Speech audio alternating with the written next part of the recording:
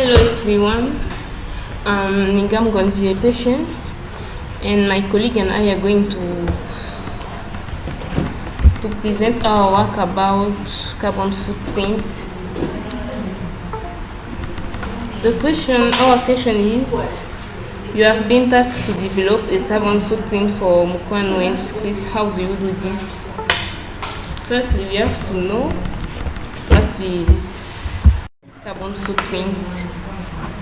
According to our definition, the carbon footprint is a calculation of the company's total greenhouse gases, including dioxide and methane emission over the past year. So in simple terms, we can say that a carbon footprint is the total amount of carbon emitted during their activities, during our daily actions. By example, by driving a car, by using electricity and dispose of the waste.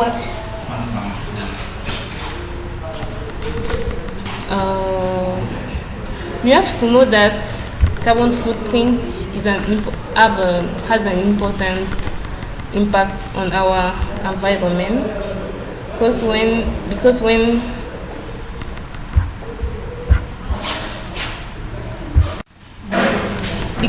the carbon footprint emission is high,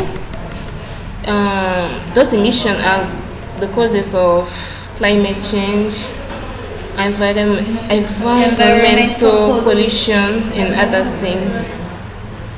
So it is important that organization or industries measure their emission so they can know how they contribute to climate goals.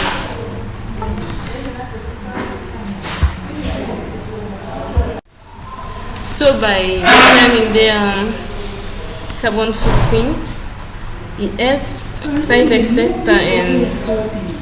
sector, which is an organization, industries, and public sector, which is government, to manage their climate warming emission. Yes. Now we are going to talk about the GHG, which is greenhouse gases protocol. Greenhouse gases protocol reporting applies to measurement of greenhouse gas emission of the company level. In other words, I can say that the greenhouse gases is just a standard or tools that guides an organization to measure their carbon emission. The GHGP categorizes those emissions into three scopes. We have the direct carbon emission, the indirect carbon emission, and the scope 3. The direct carbon emission is the same with scope 1. Those emissions come from sources that are directly from the site that's producing a product or delivering a service.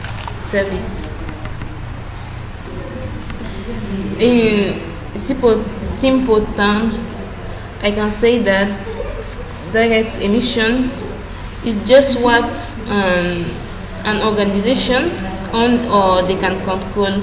We have, by example, fleet vehicles.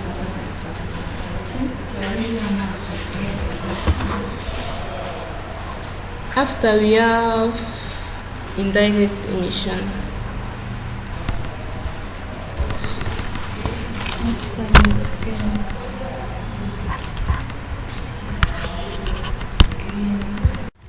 We have another example, An NGSQ will be the emission related to burning fire on site on the individual level. Emission from personal vehicles or gas burning stuff will fall under the scope 1, which is direct carbon emission. After we are going to talk about indirect carbon emission.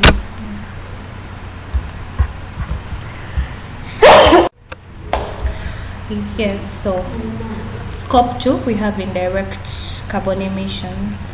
Indirect carbon emissions are emissions from sources upstream or downstream from the process being studied, also known as scope 2, which is this indirect carbon emissions. Examples of the upstream in the indirect carbon emissions include transportation of materials, energy used outside the production facility, waste produced outside the production facility. These examples I've just given, these are the upstream examples of indirect carbon emissions. Then we have the examples of downstream indirect emissions, which include end of life process or treatments, products and waste transportation, emissions associated with selling the product. Sometimes, let me throw some little examples, small examples that you understand all these little ones I've just said of the downstream, examples of downstream indirect carbon emissions. Product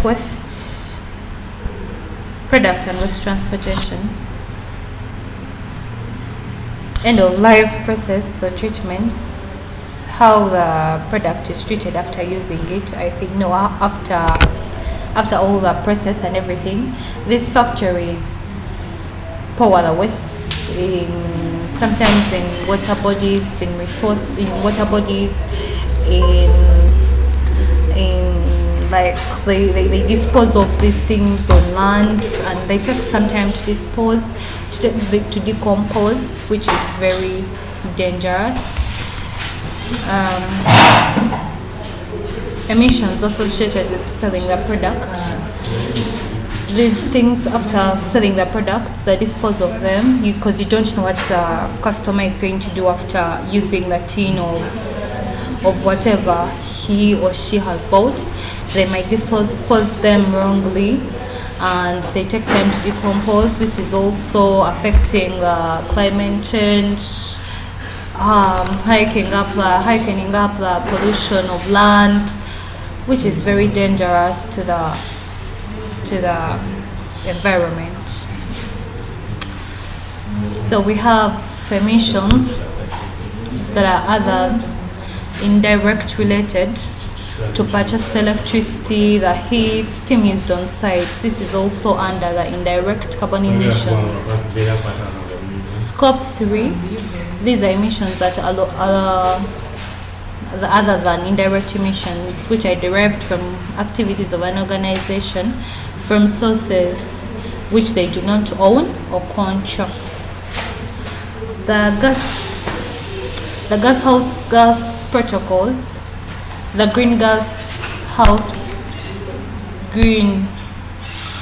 gas protocol. It accounts and reports standards that allows companies to assess their entire value chain emissions impact and identify where to focus reduction activities on. So this greenhouse gas protocol follows the company's disposal from the beginning to the end result, to the customer's disposal of the waste. So it gets to know how the product, it measures how from the beginning of from the company straight. So it measures the carbon emissions from the beginning to the end. It shows where we need to reduce where we need to reduce. I don't know how to bring this up, but let me I was finding a better way to explain this, but I think this is the easiest thing we can put. This greenhouse gas protocol accounts and reports the standards the companies have to follow to assess the entire value chain emissions. So it's easy to know where to reduce or where to focus on activities to reduce the high gas emissions which affects the environment. Yes, so there are also methods for measuring the carbon footprint. These methods include direct measurements, energy-based calculations, activity-based calculations, economic input-output life cycle assessment. The footprint pathway captures both energy supply and demand supply. Methods to the one relying most heavily on the prediction. Extrapolation is the same as prediction. Direct measurements. Let me talk about this. This method is usually applied to production sites. Measurement of emissions is measured continuously, measuring the pollutants emitted to the atmosphere in exhaust gases. So since it has to be measured continuously, this has to be done during the production process. So this is where they monitor the pollutants emitted to the atmosphere in exhaust gases. Mukwano uses this mostly when it's producing, so that you see how much you're affecting to reduce. It's mainly for the people doing it right there and then on the production sites. This process often via continuous emission monitoring systems. There is the EPA. Due to their high cost, it's a very expensive procedure because it has to be done continuously during the production process. It's very expensive. Continuous emission monitoring systems are mainly installed in production sites, subject to environmental regulations and process monitoring applications. Direct measurement of carbon emissions by monitoring concentration and flow rate is not common in supply chains. It's generally not applicable for a share.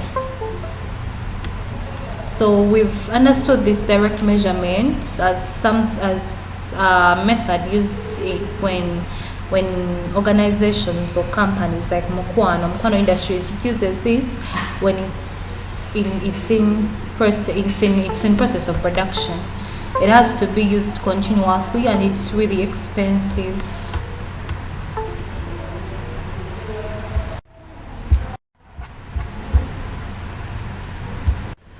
Another method we got is energy-based calculations. These determine carbon emissions based on mass balance or theoretical combustion, specific to a facility or a process. This mainly applies to fuel consumption at production sites and transportation. Several levels of analysis may be conducted depending on the information available. Indeed, the amount of fuel combusted is generally not directly monitored, and prediction based on the amount of fuel consumed in a common place. So this thing is like you determine the fuel, you determine the amount used depending on the time you've consumed it. You determine the amount of fuel used in an hour of consuming it. You're like, we put 3 liters and this has gone. We've used 100 liters and we've used 8 liters gone. So that's how you determine this. It's about calculations and combustion. Generally not directed or monitored. It's prediction based on amount of fuel consumed in a common place. In addition to this, the carbon content of a given combusted fuel is often estimated based on average values. Of course, it's not a very clear, accurate method. It's about prediction, calculations, and these all give average values. Energy-based calculations may also be applied for indirect emissions from electricity consumption, as many providers release the average level of combustion emissions per unit of electricity is produced. Energy-based calculations require information that is generally available for a share.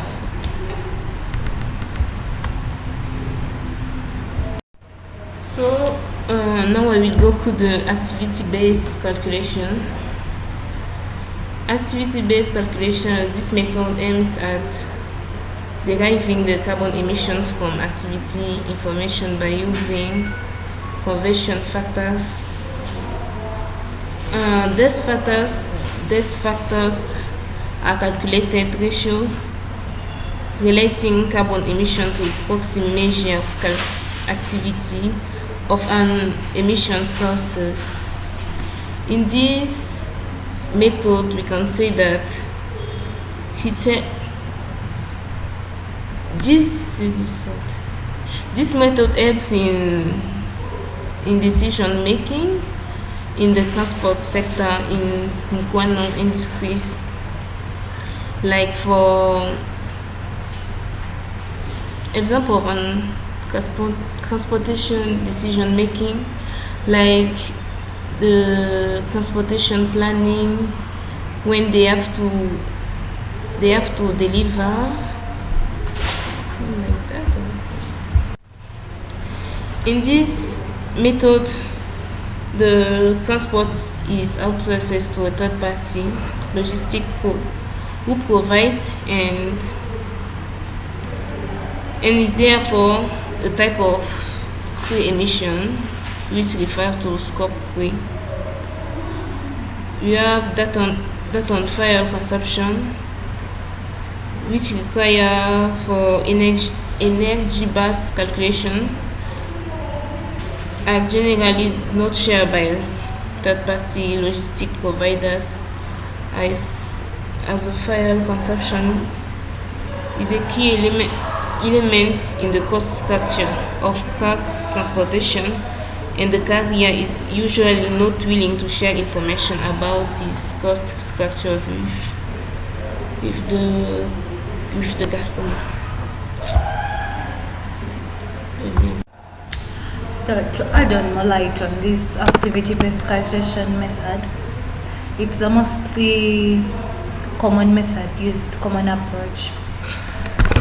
Here, as we see in Mukwano Industries, it applies this activity-based calculation by converting a weight transported over a given distance and using a given type of truck to estimate the average carbon emissions by using emission factors. Several initiatives provide such type of emission factor for the main supply chain activities. This is it's a common use.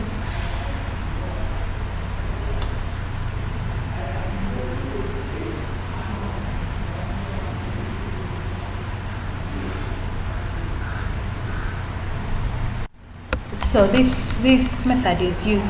It's called activity-based calculation because they look at the activity going to be carried out and they calculate what exactly is needed for that activity, the car needed, the truck needed, the fuel needed, the weight needed.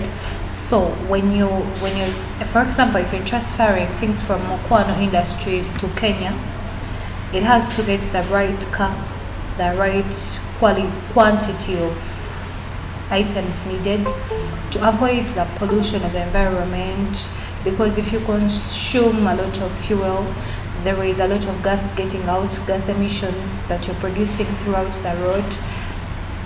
So all this is looked at, the activity-based calculations, we get the right thing. If you're transferring very many, then there is a track suitable for very many things, for a long distance. So all that helps in calculating the activity that's going to be carried out. In the end, to sustain the environment and everything.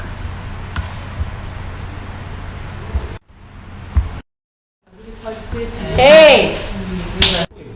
Talk to me, dear. Don't